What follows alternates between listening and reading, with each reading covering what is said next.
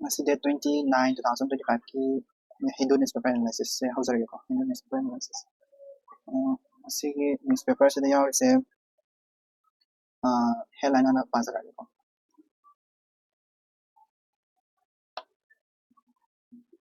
headline da koi kano ge paw me yaw Manipur ge paw ko Manipur ge paw se yaw se ma hari se two Assam rifle jawan killed in Manipur attacks ko ado PLA ni na dare adum moi adum government official na high na sila sa high ko hidi suspected involvement official suspected involvement of Maitai insurgent group People's Liberation Army ko PLA ju dare adum moi adum sila palle ko PLA na tawon na sila sta ko na power ya bahai ta gadi bai khagi na habet afaspa je kaino se habet power ko sila gi te to pa so Assam rifle su pabe but afaspa jeng sige na afaspa jeng na yeng se afaspa the Armed Forces Special Power Act 1958 sige makha ha benin sing jare ko gi Manipur gi oina di masigi ek se yam kana taw ek ni ko haidi masigi matang irang yam thoki ba ko gi je Sharmila hoi haidi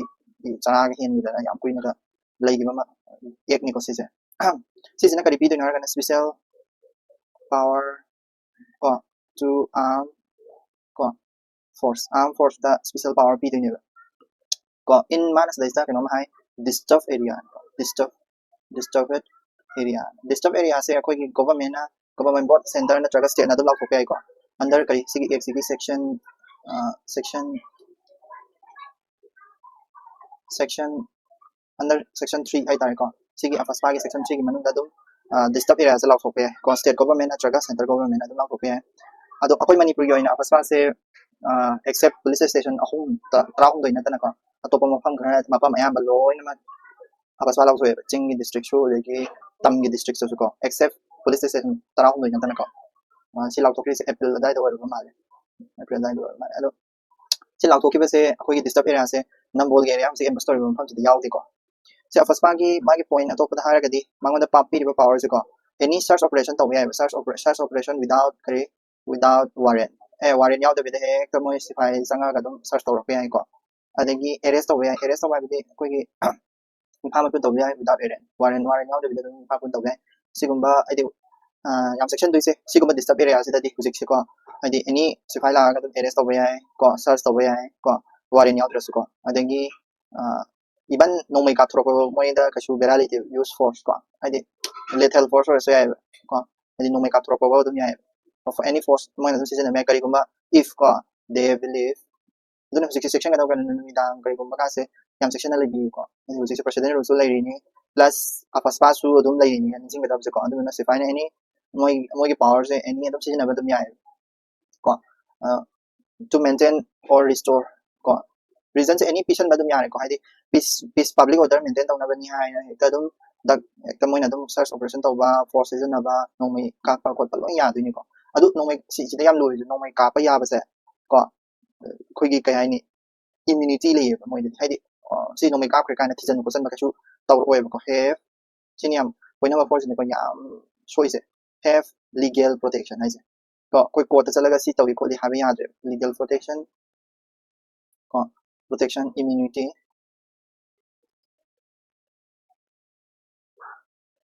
in many cases case में हमने immunity ले moi se moi na dumai no mai ka pa se court ta ka chu to ga ai no mai ka pa me si re ko le ka na to kam anta ya ro ni ko ai di moi to ni adu ta ni court ai di masa na dum adu ta ga di si ki pot no mai ka ka pa pa dum bera le ro ko actions taken ko in exercise ang sa gi mata ki power in exercise to ma tam da ko gi ai di court ki legal ki immunity to le re ko legal protection le re gyan ta ni ko ai di legal protection le mi na court ta thok pa su ya right koi moi masagi kano le rambe ai armed force ki tribunal lai ko armed force tribunal adu ko lai ba ko pada da torpati ai but ko normally ko na kana da torga court ta se tok te ko te kain to ba amta ya ro ko adu na adi sida lai ko adi si se ase magidi ko ki legal protection lai tri se ko government at least government na sanction na permission na pe hujik ko government so lai te president ru chana ri ko adu na adi anytime sida yam luri sai ma sida magi close masa ho yawe ko if haraga government na kari do ba government sanction na madi darka le si se to gai ta ga thaba ka ma to gai ta ga government sanction na targa permission na darka le ado akoi hujik government gi adi akoi government kan leite PR janari adudi mayang sibai sing leiba mayam sing se adi modi section phanga lak ka samana duini baduna akoi yam section bam darkar le ko adi apaspa se moine adi seran transition era su ko ta wa ka pa yaro duini no me dum tin do ka pam da ka su ka yeng le ona to ba le duini ko aduduna nimdang kai ka yam section bio ko ali sa sing second second suban news ta koi gi Supreme Court na ko Supreme Court cites preamble to reject plea against Banu Mustaq opening Dasara in Mysuru ko sigi Banu Mustaq hai se koi gi Muslim gi kano man ko poet amani ko aduga Dasara hai sina Hindu gi kano man Hindu gi koi gi kai hai ni religious festival amagum oi doine ba sigi religious festival se sigi Banu Mustaq sina kano koi gi kano ka an bai wani na koi rivon ka an bai wani haudo ko ina ko adulaida kano mana petition thari sina petition thari ko petition thare asi je tawba yaro adi freedom of religion do mang adi mi freedom of religion da Hindu am sang tawba ise yaro sini ba haigala is ko Supreme Court ta the Supreme Court na madu do yai that kre madu petition do akoi India da ladies secularism ni ko state government di Hindu nu pa ba ma laite ko adigi Hindu gi religion ha ba laite subna kano gi religion ha ba laite ko Muslim religion ha ba laite samana na yingi samana na support tawi ko adu duna kanan hogokpa kanana tawba adu ada karim leite state government or union government gi mamang gadi ko aduna nangna thariba petition si cancel tawre na cancel tawre ko adugi pawni ko sise aduda secularism gi matang da hafe amam sam tang gai explain tawjarang ge ko secularism ai se kaino haragadi secularism se koina preamble da ko gi 42nd amendment hai tare ko 42nd amendment constitution amendment 1976 ka hapsan gi bani ko magi meaning se kaino haragadi secularism what do you mean by secularism hai tare gadi koina point ani khak lei ha mada kaino haraganda all religion are equal religion ko dimak se equal oyaba are equal aduga state na kadawa state support ko support kadawa state support all religion ko dimak se chamana na support biba help toba ko chamana ba yeng ding ba equally ko equally haiba sigi pot se si ani se bo koina sigi secularism se bo koina kari ko ga haraganda positive secularism ko positive secularism se siga negative secularism ka manade ko negative secularism na USA da chapa USA da negative secularism chatli moi da ka mai taw ga kanda moi su kano religion haba ma leite moi da in ai moi is an constitution da religion haba leite lo oina ma adi support taw de any religion da support taw de any religion pa sa ta da development taw na ba ek pan ba khot pa adu ba any makhalam ta gi taw de ba kham minority oigra majority oigra ko aduna negative secularism positive secularism haragana support taw taraga su Hindu da piba amount to Muslim da su pi doini adagi kari religion khudi mak se chapmana ba miyeng de yeng doini ko adi Hindu habam leite Muslim habam leite chapmana ba miyeng de yeng doini amana participate taw do amada su dum yakon doini ko okay ado ma je krai de hora ki origin se ayo se haija badani origin se tasema gi India gi constitution na secularism se dum mamang de dum yawar lai ko adubu taseng na ko gi preamble da hapsan gi badi 42nd amendment da constitution amendment act 1976 adugi matung da constitution da kogi constitutional hai tare ko constitutional provisions me amam le ko kogi religion siga matung ina ko provisions me amam le kuda mana hara kanda kogi article number 25 tagina kya bo 25 tagina 28 paw article number 25 tagina 28 paw se religion gi nga tani ko adi equal religion 25 equal religion ko treatment tawba adi tawba adagi 26 se educational institution gi do orangani adagi 27 na kano ore TXP da na bagi 28 na masai 26 to na manage to religion manage to bagi ko 27 to na educational institute kano gi oi 27 na TX no religion gi matungina TX am da PW digi 28 sina educational institution ni khatpai ni ko religion gi matungina ado adamaina haidi education like ta pa matam da koi gi kai haini religion gi oi ba pudamina haise koi Catholic school ma am le Catholic school se kai gamba if government added oi taragadi magi assembly da kalida koigi kai haini Christian gi lai so ti so to bodo adu to hol to ya di government aided institute oi taragadi but to bodo koi government aided school dina te Catholic school se duna moigi ayaba du ti ni ai sigum se to kholo kai na ko yes adu mai to ba article number 25 to 28 pause adagi article ato pakara se like equality gi ko adagi this kano against discrimination gi ko article number 15 ko employment gi religion da yeng da employment ko ma pi ko article number 16 ko atopa su lairi like 44 article number 44 se sise DPSP ni ko DPSP de so ko liberal intellectual DPSP ni ko director principle of state policy asise kai hana kan uniform civil code haidi ko UCC na malay do haidi religion ko mak chapman ni yeng ni ko siso ko hujik meri Hindu marriage ek kain lai dana adagi special marriage ek ko Muslim ke su lai dana ko mai na tongan tongan ek lai dana UCC se sana tara gadi adu ba ek kam ta lai ro chapman ni yeng do ko and also 44 lai aduga fundamental duties so ko 51 A gi e su do ko promote tawna bado ko ko national harmony da promote ba ko amaga hingmina bada ko kai haini nushina na hingmina bagi fundamental duties ama lay ko fundamental duties ko e su se sigi e su fundamental duties se asisu haidi religion gi ba pota so dum yawe se se ko ko masen nushina na lay na ha bi constitution provision se yani judgment me ama su se se yaw bani ko sigi kan se su yaw bani newspaper se su yaw bani judgment me ama like यहाँ हम judgement से secularism से basic structure चलन गिबसे कनानो केसवनंद सी ममिंग क्वाइ चटपा कनो को आइदि भारती केसवनंद भारती जी judgement से 1973 दा सिजना कइदोगे हारा कानो कोगी सेकुलरिज्म से कोगी इंडियन कॉन्स्टिट्यूशन बेसिक स्ट्रक्चर ने हारा मे सी चेंज तबसु या यारो कनामतना अमेंडमेंट तबसु यारो को सी बेसिक स्ट्रक्चर ने हाइगदि अदगी टू दा आइदि मागी कॉन्स्टिट्यूशनल प्रोविजन में हम चेंज तोगे हारा चेंज तोबे यारो को masagi provision mathak me amam legi so article number 2 SR na the judgment number 2 SR bomai SR bomai sido su 1994 ni ko 1994 da koi gi kai hani state ki institution sing se state institution me amam legi na ko state institution can favor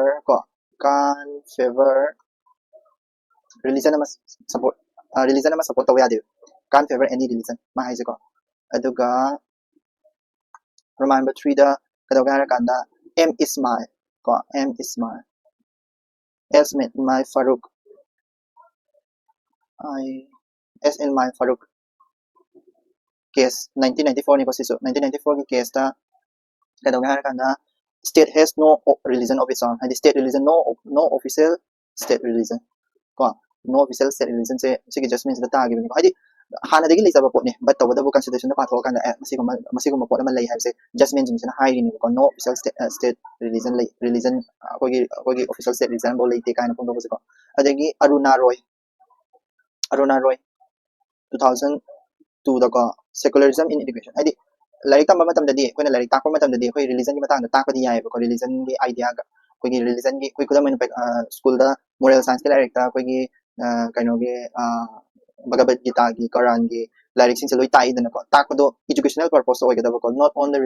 religious purpose da dinata bida adum secular oina morality tak na bagi da tak ko oi gada ni ma khamda secularism in education ko adu ni ko ma hai okay aduga last si 2024 da kana to ni ko Dr. Balram ko Dr. Balram Singh gi case amasu kana to gi 2024 da ko sisina ai ko kedonga kana positive secularism se mana mo ai positive secularism se ko India ge wena lai sine ai state na religion ko dima se lo ina mak treatment pajan tawi state se religion ga separate tawna de state se religion da dum yawi tawada bu religion ko dima equal wena khali ka habse aruna ro tang yawi ko adune aduna sigi judgment ma'am jing se nga hojiki khabar da khara ju yaram me aina su khara habse lai ko aduga sisi adum happening sing bai ko ai mains exam ira ko matam da judgment khara secularism ki matang adjustment kara hai ta si se tum haram ya ko khabar atopa paw amada kogi kano headlines ki lore aduga state ki paw se phasaba yaw je ka shu ko state ki paw nungai ba yaw je atopa state ki paw page number 3 da su yaw je ko 4 da su yaw je 4 da su paningai su leite ko aduga sida high court page number 4 da page number 4 gida ma ying se ko high court decline some right side thang the high court ki ma paw mayai waram na ko high court decline plea to quash FIR against a student for resharing posts on operation sindur si operation sindur gi matang da nupi masa sai drama pani nupi masa ma kakna ko gi kedoge ha kan da operation sindur gi matang da post ama reshare taw rubri ko kali app no budi khangre doi ta su WhatsApp to gumdra na traga Facebook da Instagram da ama operation sindur gi yamna ko gi anti national oi ba hai tare ko operation sindur support taw da bai mong da ma reshare taw rubni ma se do da reshare taw rubma tam jida masagi nupi masa se college dai ju tan to pire mai mathakta Pune gi police na Pune police na mai mathakta FIR am ju pan chale ko adu dai da ai Supreme Court ma je bu yawe Supreme Court hojik na sorry Bombay High Court se yawe Bombay High Court na mangon da rai tare kai na di nang gi ai FIR je nang gi FIR kakhat bai di quas ta wai je kakhat bai de ni ko asi je kakhat padi FIR je am chaw FIR di nang gi da di akoi gi national security ga mari le na FIR ni nang da pal se tu kakhat pada ai sum na ki research ru bani ai si ai na sa ga bana te ha je ka shu ya di sini hai ko asi je this is not the right reason bail bi badi ai se FIR je gi bail bi badi FIR je kakhat na bagi ai evidence oi badi ya di nang hai do sini ko hai badi nang aina sagat ba means na traga su means na kari gumba aina share to tare ga di means to adu do ai research over su yam patte mi na pakha tha ga le na madu research over patte ba usik nupi masa da sa dai no kai no nupi masa da research khatang to ru ba gi ne ko adu research to ru ba forward to ru ba ma na soi bo idoi ne ba ado taseng na content bu saga le ben pa di pha dre ba content bu saga le ba content bu tha ga le ba mi do di ka su pha dre ba research to ru ba ma di pha re ba ado research to ru ba se ma na pung ani hom gi matung da mu kakhat le ba mayam na song na re khang ba di ado kakhat la ba wa da hai se Supreme Court hai se nang kakhat le ha ba do madu duna FIR je kakhat na ba gi reason chu oi di sini nang tha ga lu duna ai di national security de yam swok re sini ko hai se ko aduna section mi na se ko khoi so ai di post share to ne pa share to ba do su phatte ko adu gi matang dani adu dai da husik sidaista pot ama lai se kai no freedom of speech and expressions freedom of speech and expressions sidaista constitution ni yaram se kai no kan husik no pi da exercise to do freedom of speech and expression ni shini ba ko speech and expression ni adu freedom of speech and expression sa karai da yawe article number kya da yawe article number 19 clause 1 sub clause A da yawe ba ko adu do sigi je magi sigi article number 19 masa mak sida ko article number 19 masa mak sida 19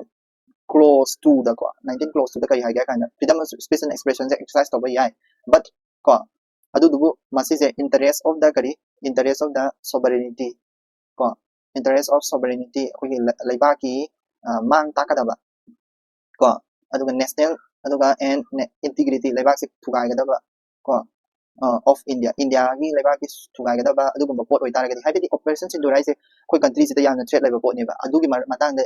post ma share to ro ba se koi gi sovereignty na traga koi gi integrity da kai ba ga chap mana doi ne ba adu na 19 to da hai se kai no asa gi speech mana share to ri ba pot to digital footprint do madu do freedom of speech and expression ni magi 19 to hai di restriction ni manung da chal le sini ba adu do na ni ma se FIR to sini ko on hai do adagi atopa paw khara da state ki paw khara da adugi makha da ko adugi makha da villager sona kan left side thang da ko villager in Maharashtra Chandrapur seek action as wildlife attacks claim 5 more lives madudai na wildlife sanctuary maming amaka khairam ni adugi wildlife sanctuary ki maming do hapet khangjan me ai ko aidi wildlife sanctuary se kanu tiger reserve ni ko ta to ba andari tiger reserve ko tiger se da chokumu hena lei ko anta tiger kan jab to wa heman badegi ko gi tiger masing ji yam khale aduga human ni moi mi mari ra ki sa gre ko tiger na ko adu dun ni ko si je krai da lai hai ta di Chandrapur karam state ki Maharashtra ko Madhya Pradesh Maharashtra se tiger yam lai ko tiger pai level state chu Madhya Pradesh ko no moi ko aduga atopa pauda so from theater of war to court battle SSC officers wait for their rightful pension si se ai koi SSC na mara mara kan da koi kanu khan gi ko sifai khara like koi kanu emergency commissioner officer ko short service commission officer kai moi je hosi ko pension phang de ba moi je kanu budi tawre moi je halu sale du kai do ga kan da pension pi de air force army navy gi thabak ti moi je tawre ni ba kanu da September 6 1970 yamna arab ai di kanu matam da ko adu moi je pension pi da bai ta atopa army ga mana de moi je short service na ta ne bai ba di service to matam do akak na bi matam gi bat taw da bu moi do kari hai ni 1965 1971 gi lan taw gi da na ko khoi lan so ba adu gi lan do phasana yaw gi ba mi nga ta ne adu na moi su pension phang bam thoi right to quality pan bam thoi ka hai ba do ni ko dai da mai ni rang hawai do next page yeng si ko ka hai na important di oi de but adum khangsen ba di dum yai ko next pause advertisement na tangai state powder page number 8 ta ko adu congress ka kanu pudat na bagi election commissioner ka pudat na bagi matang yawe paning ga di paro moi je confirm ta di bagi phajaba pause phadana result aseng ba pause phadana la ki roi ko di vote ka tawna ka la ma so moi pause do habe dum ni je be headline nang ko page number 10 editorial quite stalling ai di ECI na ka daw ga kan da ngasai gi ngarang da ko ni yaw ge bedo haidi ko gi Rahul Gandhi na ECI da ko gi kano lam amagi mogi 6000 ni phone number ai sizinaraga lokthokna baina toramidana ko alan haibra kano lam duda adugi adi moi phone number ai to sizinaraga ngarang gi khabar da yaw bedo ngarang gi paw da su adugi wari ni bosise page su paw but significant result loiba nungai ba adi editorial na mana ningja ba khara haija bani ko adege amuk shifting sen ha ba shifting sen makha gi India gi west asian policy must maintain a strategic balance Saudi Arabia ga kariga ko gi Pakistan ga Saudi Arabia ga Pakistan ga hujik se ngarang su nuclear gi matang nuclear war gi matang da nuclear id kanu gi matang da su paw yaw gi dana ko adugi paw ni ko adi nuclear power ma oina ba gi da ma ka musu Saudi Arabia su kan honari ni ko do atopa paw kram ging se ai ngara hai gi da moi se yamna liba matam dagi adi Pakistan Saudi Arabia ga Pakistan ga se yamna pa mari le je ai ama point example ama piram ge ko Saudi ga Arabia ga Saudi Arabia ga Pakistan ga gi ko mari se historical mari hai ko historical mari da koi gi 1978 ko tagina 89 powers da sigi da golden period ai ko golden period na matam ama legi Pakistan ga kano ga Saudi Arabia gi marak sida ko sigi matam sida ka har kanda Pakistan military hai Pakistan gi moi gi lani hai tare ko Pakistani military moi 20,000 hemu di chang troops hai tare ko Saudi Arabia da chatleba ko aduga moi se kari gi chali matam da Iran Yemen moi se lan kana tawnari Saudi Arabia moi se ko adu da moi se protect tawna bagi da matane tido ko in Saudi ko to protect ko Saudi Arabia from Iran ko matam da Iran aduga Yemen adu historical ni ko adu moi gi pek ama khak sign tori pek toi mami do kaino pek toi mami do sin ko SMDA ko ko ani Saudi Arabia pa ngarang sign tawna gi do strategic mutual defense agreement sise sign tawna ri se sida haina ri se kaina kan Pakistan so hai moina any defense ki kulai ko de ma lo share tawni na ko adagi Saudi Arabia so hai any defense ki kulai am share tawni kadi marang ki no why ko si maram sign tawna ra pai maram se kaino ai ngarang ka hai gre kaino ngarang Israel na Canada bom thada ba Canada Oman da adi sorry Oman na te Qatar da bom thada na ko Doha ki Qatar da bom thada gi na ko Israel Qatar ki capital da aduna adugi one of the main reason su ne aduga atopa reason ama su adi si Qatar bombing se katana taba ko Qatar bombing katana taba ko atopa reason khara su lai like ai ko gi US ki security credibility se handar credibility USA se mamai lai dana tu chat lai ko adi USA ga country am sign tawne USA ga kana ga GCC Gulf Cooperative Council ne ko Gulf Cooperative Council se cooperation am sorry Gulf Cooperation Council se kai kai yaw ga kanda Saudi Arabia ko Saudi Arabia yawi adagi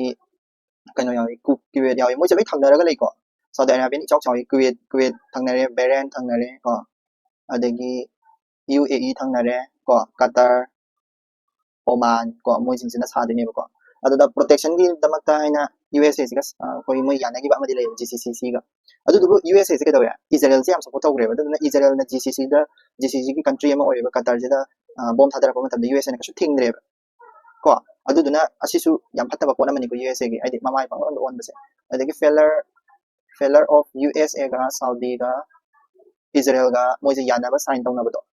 moi je yana normalization tawna se haina yana ra se na tawna ba se masi se kaira ka do man ba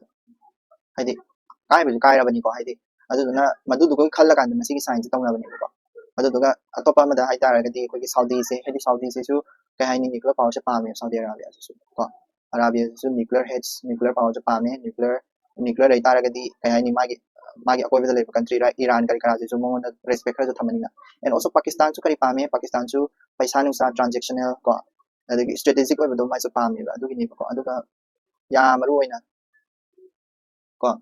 ya maru oina economy ka tanati ko mani ngi se ya maru oina ko balancing India se su kai hai ni India balancing India da su am so ecosystem na ade India gi ya hai ni strategic features hojik India se dum yenga kara legi ta bani ko adi hojik thabak tawro ba kana de ko adu magi chance phang kan su ma su kana to ba ya ko atopa pau editorial ga da yeng se mo atopa pau da ꯑꯩꯈꯣꯏꯒꯤ Saudi Pakistan ꯄꯦꯛ ꯍꯧꯖꯤꯛꯀꯤꯗꯨꯅꯤꯀꯣ ꯗꯣꯖꯤ insurance policy ꯍꯥꯏꯗꯣ ꯑꯗꯨ ꯐꯖꯅ ꯑꯝꯇꯪ ꯄꯥꯕꯤꯌꯨꯀꯣ ꯑꯗꯨꯗ ꯑꯗꯨꯝ ꯌꯥꯎꯔꯝꯒꯅꯤ ꯀꯔꯤ ꯃꯣꯏꯒꯤ ꯀꯔꯤ ꯍꯥꯏꯗꯤ USA ꯒ ꯀꯔꯤ ꯀꯩꯅꯣ ꯇꯧꯅꯤ a climate health vision with lesson ko from India climate health vision si COP 30 gi ngarang gi kanu gi ko COP 30 da di akogi Brazil da tawba COP 30 do adu July 29 da 31 fak tawgiba COP 30 da bi magi result du ni ko kasu India da kari hadi show kya be du ni paraga dum yembiu ko hadi yamna kanaba hadi sida Swachh Bharat ki abhiyan gi adagi Pradhan Mantri Ujjwala Yojana gi ko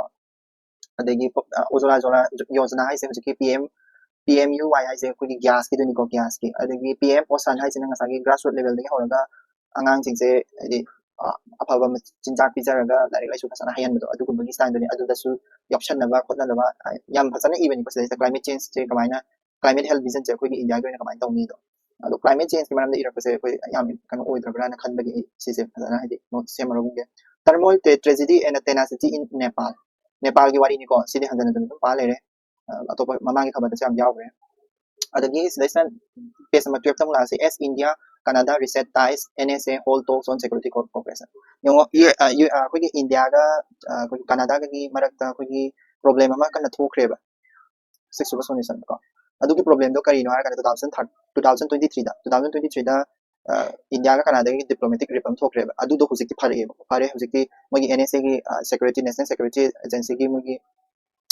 chip ka to lakana ko India ga haba adi diplomatic ba wari ka sana dana ko tana ka tawre ko mu wari sana ba hore ko adu do 2000 India ga ke Canada ga ko gi diplomatic reply tare ko hadi moi 2000 kano da 2023 da moi se khana gri do maram do reason di kano do haru bai ni ko hadi Khalistan pro ba hadi Khalistani nupa kari Hardip Singh Nijar se hat sige bai ni ko assassination to ge India na hali sini mo Canada na jana ado India na de mo ko hat bana te ko assassination to bana ta ado India ge problem do kari na har ga di Khalistani movement se India ge am chaw problem ne se Khalistani movement ai se ata ge na te ko gi Khalistani Punjabi hai ta ko separate six state ama pam tan bani ko separate six state ama tan bani hadi Khalistan ai state se ma tan bani ma ko adu da phangna ba ina mo tali ko adu ayamana yam kan gari se moi hawra ko se 1970 sadai gi hawre adu ga Punjab ta hawre ko adu ga yam kalak ba di karam kan bo kalak har kan da ko gi moina golden temple da moina control to sel da ko gi ka ni army me am ba ga no me kam me sina gi ba operation blue star na ko blue star si operation blue star se kanana 1984 da ko gi kanona Indira Gandhi da Prime Minister Indira Gandhi na si operation blue star se tawra ko gi kanu hai ni ko gi moi golden temple da control tawra le chali ba Khalistani revolt hawi ba kang ko sing se mutana ba hona gi bani ko adu mutana ba hona ba de gi ma se assassination taw gi bani hadi Indira Gandhi gi assassination do adu su siga mari le na duni ko adu na India da ni amna hadi kai hai ni Khalistani gi problem se yamna solve tawning ba adu gi pot ba de le ba adu kai do har kana Canada gumba degi UK gumba degi USA gumba da hujik har ba Khalistani pro group se India da di am leitre ko India da di pramu thak ba chama ne but Canada UK USA da moi khara leiri ko Indian diaspora khara hujik se kana tawba di Khalistani movement su support tawba so adu dugi wari ni atopa pau da Delhi riot case atu atopa pau ka kasu ka samya political news na tangai adu da sida ko gi sida sama page number kano gi da page number 12 ki loirak pagi right side ta ko UAPA tribunals adi kano unlawful activity prevention act habni ko UAPA ase 1967 na pass ta act ni masi gi makha da tribunal hadi court me am le ko court madu gi court na kado ga har kan da ko gi Ministry of Home Affairs hai ta Ministry of Home Affairs na ko gi Jammu and Kashmir da group hai ta group ani kak le group ani to kano Awami Action Committee hari jing ne Jammu and Kashmir ko Ittihadul Muslimin hari sim ne moi ani se ban taw gi ko Ministry of Home Affairs na hadi moi se separatist kangku ni ko separatist adi Jammu and Kashmir separate taw pa ba separatist kangku ni adu do ban taw gi bani but adu do hujiki UAP gi tribunal da yare ha ni ko yam ka ni important adu natte okay adu ga page number 13 jo important ba ka ni yaw de kano ko political party na mi phong dok ma wa nga to wen taw ko adagi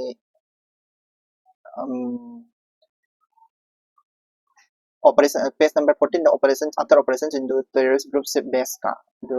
adu yengo pa ba yai khatang adigi to khara ju phang doe Assamese culture icon Jubin Garg pass away ko si Assamese icon yam phaba min ko adu su pa ba ya de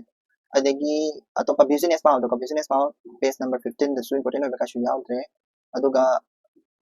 EU ga Kerala gi magi kano bi ko yam Kerala EU si development yam taw mo seafood ki sector da sign ga tong na do ko moi development yam chaw ko adagi wall gi page number 16 da EU da ko gi anova sanction khara thame ai do adu dom ga adu na si last page on newspaper or ko page number 7 su da EU na ka do ba ko gi sanction taw ba sanction moi tham yam kan li ko kari no khang 19 sanction package ama thamna bi da ma EU na sign taw gre ko si sina so ni kana kana na ra ga yam na ko gi in China ko India ko ba third party countries hai tar ko Russia da sanction tham do chana rakre ya rakre adadi Russia bu support ri third party countries sing sida amu sanction thamna ba ina mu khawre ko sanction ge direction de change ori ni ko adadi da moina local li ba magi measures hai tar ko moina tawdi hai tar measures specific measures sing se kai kana kanda Russia gi magi ka do ba koi gi liquefied natural gas che Russia gas import ho se pura thing gi bai tar January 2027 found में पूरा thing Russia की import हो Y मागी कनो लिखा natural gas import हो thing अदगी Russia की करी मोगी मोगी मोगी फ्लीट अमा लेबो को फ्लीट आबदी 118 vessels हाई तारे को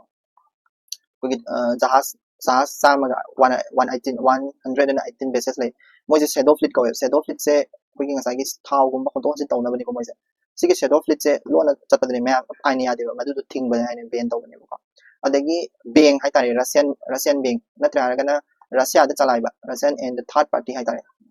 third party bank lai dana ko Russia gi through dagi topa country da chalai ba banks ko ma thingjen ba ben to ba ko aduga kadare cryptocurrency Russia dagi thulok pa cryptocurrency gi mogi kano sin su ben to ba platform me am su gyan tare ko today EU na sigi sijamu ben de horok tore ba India yam sok to ni ko sisu khang de India ja da daw yam ya da sa yam tare adui makha dagi di important ba ka shu paw yaw tre ngasi nei na ya ba hai tare ko prime minister ko gi prime minister Oli ko Nepal gi prime minister Oli na ko gi youth ki protest to ching nei adu na youth ki protest on thiga chen hai pa se jima adagi Israel gi matang gi paw Israel army to use unprecedented force in Gaza city huji paw force ekta seasonable wo ma le ekta mi je pha la ga de atopa paw pajaba yaw dre huji sport ki paw da follow taw ya ra ga di ko gi Japan bang thoi ba kano se follow to bai ko Japan bang thoi ba ko gi athletics ki kano se follow to bai ko le kana kana na top ta gi khot ki 200 meter gi kai kra gi do 100 meter gi